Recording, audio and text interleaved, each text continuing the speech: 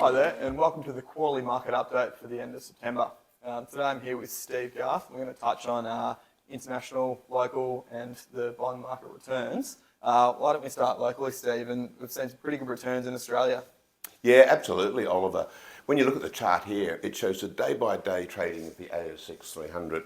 Over the last 12 months, you can see that big dip on the 2nd of April. That was when Trump announced the tariffs, and that happened around the world. But ever since that point, markets have just been going up and up without stop. Markets around the world hitting all-time highs. So here in Australia, market up 4.7% for the quarter and a really good 10.6% for the whole 12-month period. Right, and it was looking a little bit better, although the last few weeks, sort of CBA and CSL, the two really big stocks in the top 100, have come off a little bit. Yeah, absolutely. With the earnings season, you've seen CSL particularly come off a lot. And CBA, although with CBA, it was up 20% in the last quarter. So the fact it's down by 10%. But you're absolutely right, Oliver. That's dragged down the market. Although it's offset a little bit that the miners had a much better quarter. Great. And now we're moving overseas. The international markets, particularly developed and emerging, they've really shot the lights out again. Can you talk us through a bit about that? Well, if we thought that 10.6% was great in Australia, which it is, look at the rest of the markets, up 20% in Aussie dollar terms over the last 12 months. And, you know, Oliver, over the last few years, we've been talking about how the US has dominated the returns. Now, they are the biggest part of developed markets, but they've also had, you know, stellar returns. But this time, over the last 12 months, everyone's been fairly even. So the big markets, developed markets besides the US, Europe and Japan, all returning, you know, 20% or near 20%. So overall developed markets 23%, and the emerging markets, which have been a bit of a laggard for a couple of years, they're also up 23% over the last 12 months. Now the standout here is China in the emerging market sector, and they've done about 36%.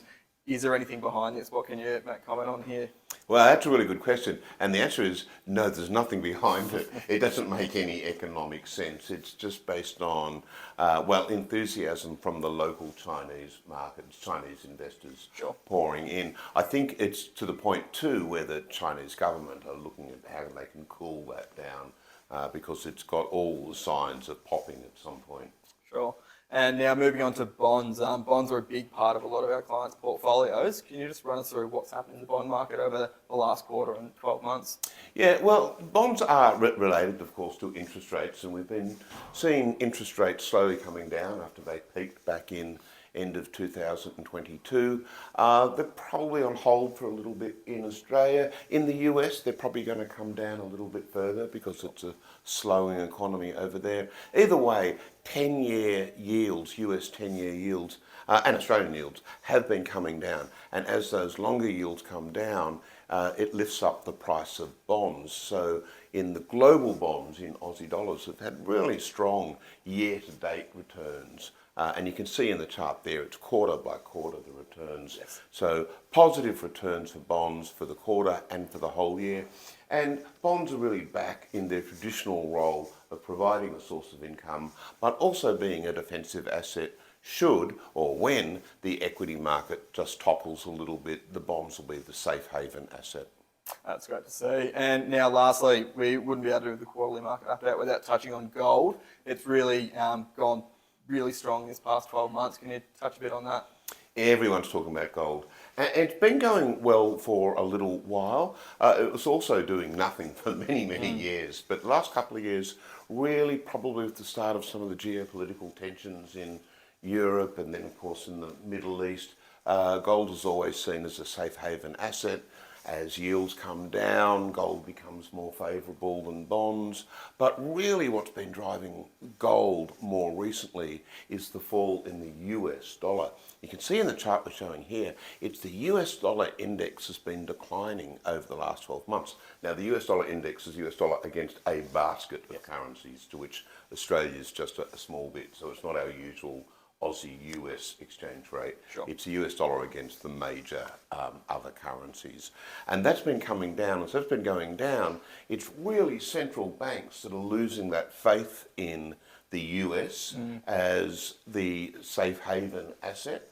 and so they're moving from US dollars into gold. And that's what's really boosting gold recently.